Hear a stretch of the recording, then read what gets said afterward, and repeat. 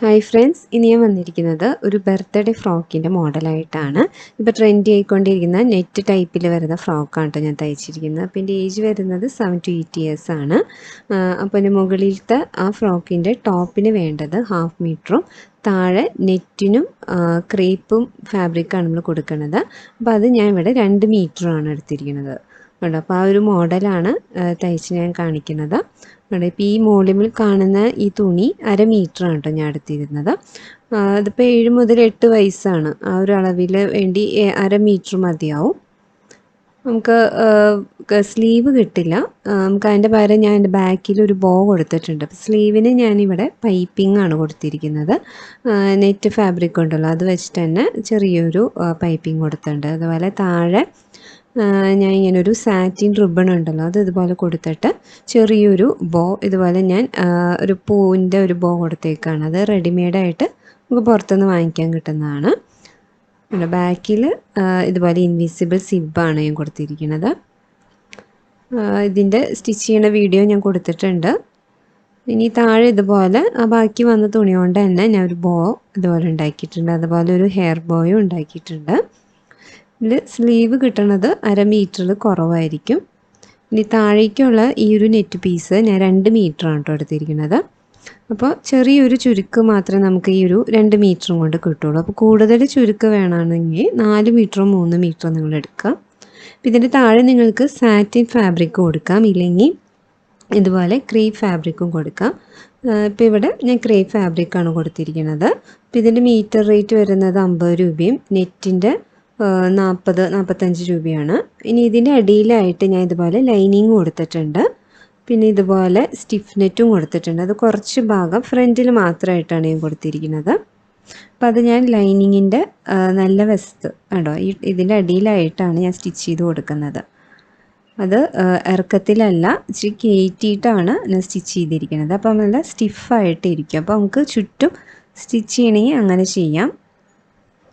ഇനി ഇതിൻ്റെ താഴെ ഉണ്ടോ ലൈനിങ്ങിൻ്റെ മുകളിലായിട്ട് ഇതുപോലെ ആ ഒരു സ്റ്റിച്ചിങ് വരണത്. അപ്പം ഇതിനെ മറിച്ചിട്ടിട്ട് തയ്ക്കുമ്പോൾ നമുക്ക് അതൊട്ടും കാണാത്ത രീതിയിൽ നമുക്ക് ആ ഒരു ഫാബ്രിക് കിട്ടും. അപ്പോൾ ഇതുപോലെയാണ് ഞാൻ മിക്ക ഫ്രോക്കുകളും തയ്ച്ചിരിക്കുന്നത്. പിന്നെ ഇതിൻ്റെ സൈഡ് ഭാഗം ഞാൻ ഇതുപോലെ ഉള്ളിലായിട്ട് സ്റ്റിച്ച് ചെയ്ത് കൊടുത്തിരിക്കുകയാണ്. അപ്പോൾ എൻ്റെ ഫ്രോക്കിൻ്റെ വീഡിയോസുകളൊക്കെ എടുത്ത് കഴിഞ്ഞാൽ ഈ ഒരു പാറ്റേണിൽ തന്നെയാണ് ഞാൻ തയ്ച്ചിരിക്കുന്നത്. അപ്പോൾ അതിൻ്റെ ഡിസ്ക്രിപ്ഷൻ വേണമെങ്കിൽ ഞാൻ താഴെ കൊടുക്കാം. ഇനി ഇവിടെ പകുതി ഫുള്ള് സ്റ്റിച്ച് ചെയ്യാണ്ട് ലൈനിങ് മാത്രമായിട്ട് ഞാൻ സെപ്പറേറ്റ് സ്റ്റിച്ച് ചെയ്ത് കൊടുത്തിരിക്കുകയാണ്. എല്ലാം കൂടി ഒരുമിച്ച് സ്റ്റിച്ച് ചെയ്യുമ്പോൾ അവിടെ ഒരു പിടുത്തം പോലെ വരും. അപ്പോൾ അതിന് പകരം നമ്മൾ സെപ്പറേറ്റ് ആയിട്ട് ഇതുപോലെ സ്റ്റിച്ച് ചെയ്യണതായിരിക്കും ഫ്രോക്കിന് ഭംഗി വരണത്. അതുപോലെ ബാക്കിൽ ഞാൻ ഇതുപോലെ ഒരു 2 ടക്ക് കൊടുത്തിട്ടുണ്ട്. അപ്പോൾ ബാക്ക് സൈഡ് കാണാൻ നല്ല ഷേപ്പിലിരിക്കും. അപ്പോൾ വണ്ണമുള്ള കുട്ടികളാണ് ഈ ടക്ക് കൊടുക്കേണ്ടത്. വണ്ണം കുറഞ്ഞ കുട്ടികളാണ് ഷേപ്പിൽ കിടക്കാൻ നമ്മൾ ഈ ഒരു ടക്ക് നല്ലതായിരിക്കും. പിന്നെ താഴേക്ക് പ്ലെയിൻ നെറ്റാണ് ഞാൻ എടുത്തിരുന്നത്. ഇനി അവിടെ ഞാൻ ഇതുപോലെ ചെറിയ സീക്വൻസ് ഗമ്മ് വെച്ചിട്ട് ഫാബ്രിക് ഗ്ലൂ വെച്ചിട്ട് ഞാൻ സ്റ്റിക്ക് ചെയ്തിരിക്കുകയാണ്. അപ്പോൾ ആ സെയിം മാച്ച് ചെയ്തിട്ടുള്ള സീക്വൻസ് തന്നെ എടുത്തിട്ട് സ്റ്റിക്ക് ചെയ്തേക്കാണ്. സിൽവർ കളറാണ് കൊടുത്തിരിക്കുന്നത് ചുറ്റും. അല്ലെങ്കിൽ നമുക്ക് ബീഡ്സിൻ്റെ ഉണ്ടെങ്കിൽ അത് ഇതുപോലെ ഫിക്സ് ചെയ്ത് കൊടുക്കാം. അപ്പോൾ നല്ലൊരു പാർട്ടി വെയർ ഫ്രോക്ക് ഞാൻ ഈ ഒരു തുണി വെച്ച് ഞാൻ തയ്ച്ചിരിക്കുന്നത്. അപ്പോൾ മുകളിൽ 1/2 മീറ്ററും താഴെ ലൈനിങ്ങും നെറ്റും 2 മീറ്റർ വെച്ചെടുക്കുക.